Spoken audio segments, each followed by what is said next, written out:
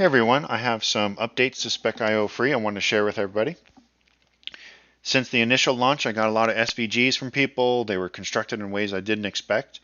And, overall it made the product better because I was able to find where the flexibility was needed, add some features, and I'm going to share those features with everybody now.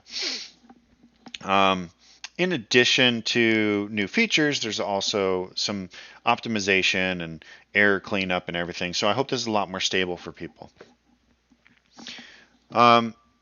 First, I've got my old file here, the same torture test that I had, and all I did was import with open SVG file here.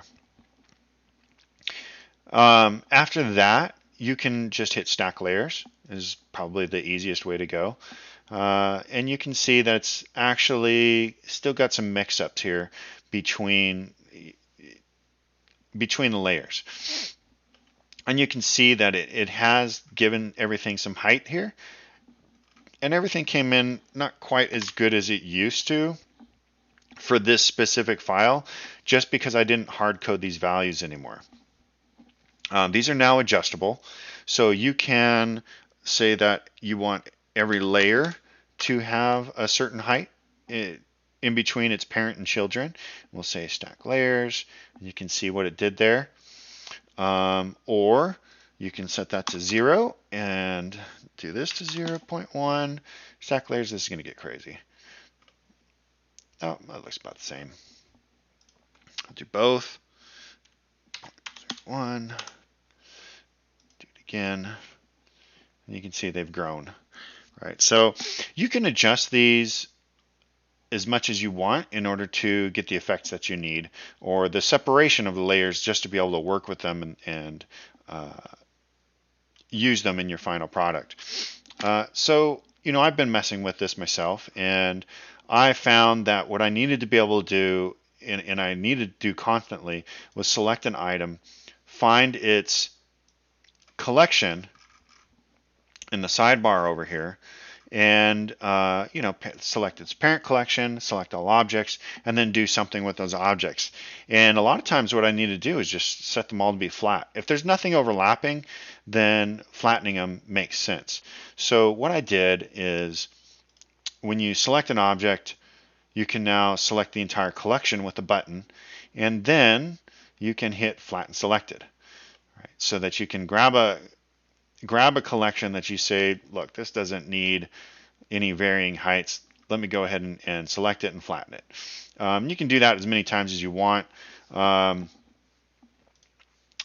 And it should help out, at least in terms of time.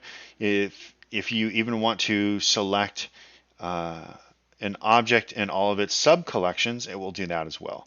Right, so there's an entire building, its sub-collections, and then we'll, completely separate it out there.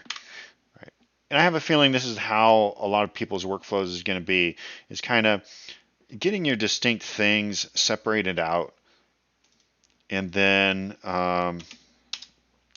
composing them how you need to from there. Right, so this should let you do that. So from the top, I'll go ahead and do one more. Right, we'll do select collection, flatten selection. You're like, oh, that's not so great. So I'm going to select this whole thing. Going to invert my selection, hide everything, and now I can see it and kind of mess with it, decide what I want to do. Go bring this above the others. It looks a little better. And we'll unhide everything. Go GZ and just start bringing it forward. It's probably going to be like behind the trees, but in front of the buildings, or something to that degree. And then we need to mess with this building. That's all right. You should be able to get the idea. So with these new tools, with this flexibility, with the error handling, hopefully it has improved, giving you the functionality to make it a viable thing in your pipeline before we start adding on and really doing crazy things with SVGs inside of Blender.